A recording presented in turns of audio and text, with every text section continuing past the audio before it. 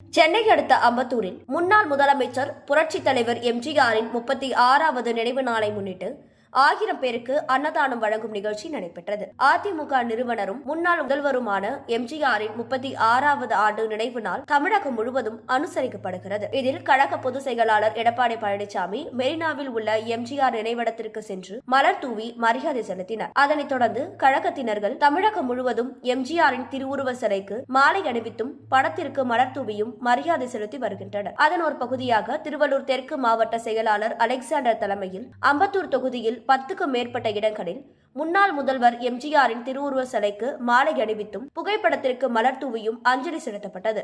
பின்னர் அறுசுவை அன்னதானமும் வழங்கப்பட்டது. அப்போது பேசிய திருவள்ளூர் தெற்கு மாவட்ட செயலாளர் அலெக்சாண்டர், அந்த காலத்தில் ஏபிசிடி தெரியாத பொதுமக்களுக்கு கூட எம்ஜிஆர் என்ற 3 எழுத்து தெரியும். தனது படங்களின் வாயிலாக பல்வேறு நல்ல கருத்துக்களை முன்வைத்தவர் புரட்சி தலைவர் எம்ஜிஆர் என்றும், தற்போது கூட பல நடிகர்கள் முதலமைச்சராகிவிடலாம் என்று கனவோடு இருக்கிறார்கள். ஆனால் தனது படங்களில் நடித்ததை போன்று தமிழக மக்களை காத்தவர் எம்ஜிஆர் என்று புகழாரம் சூட்டினார். இந்த நிகழ்ச்சியில் அம்பத்தூர் தெற்கு பகுதி செயலாளர் மணி, வட்ட செயலாளர் மீரான், ஷேகர் உட்பட பலர் கலந்து கொண்டனர்.